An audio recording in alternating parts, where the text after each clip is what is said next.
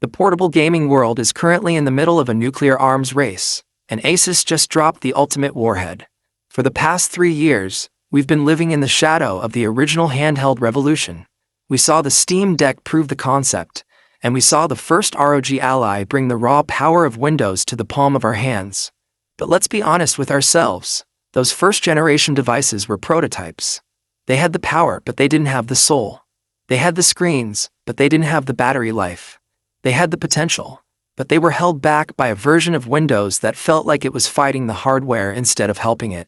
Well, it is April 2026, and the beta test of handheld gaming is officially over.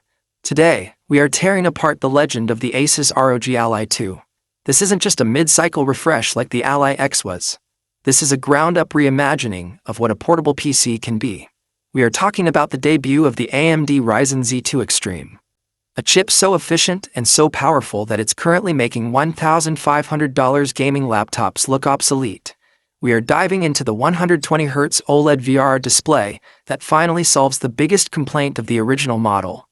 And we are uncovering the Xbox Deep Link partnership that has turned this device into the unofficial Xbox portable we've been dreaming about for a decade. But there is a catch. There is a specific reason why some early reviewers are calling this device dangerous for the industry. There is a thermal secret buried under that new white and carbon chassis that might change how long your hardware actually lasts. If you're sitting there with a Steam Deck OLED or a Lenovo Legion Go wondering if it's time to trade up, don't move a muscle.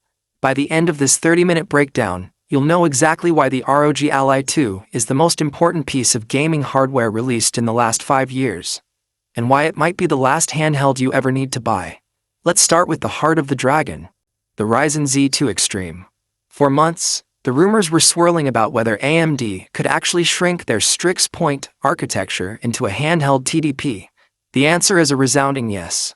The Z2 Extreme inside the Ally 2 features a hybrid 8-core architecture. 3 Zen 5 cores for the heavy lifting and 5 Zen 5C cores for the background tasks. But the real star is the Radeon 890M graphics. We are talking about 16 RDNA 3.5 compute units.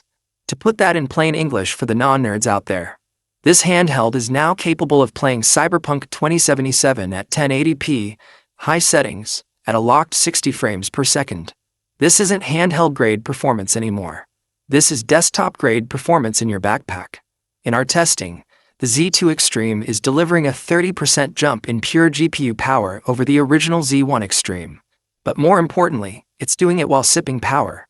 At 15 watts, the sweet spot for handheld gaming. The Ally 2 is outperforming the original Ally at 30 watts. That is the efficiency miracle we've been waiting for. But power is nothing if you can't see it. Let's talk about the screen.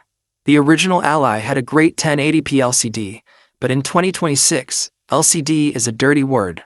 The Ally 2 features a 7-inch Lumina OLED panel. But this isn't just any OLED. Asus managed to keep the one feature that made the original Ally better than the Steam Deck: variable refresh rate, or VRR. This is the holy grail of handheld gaming.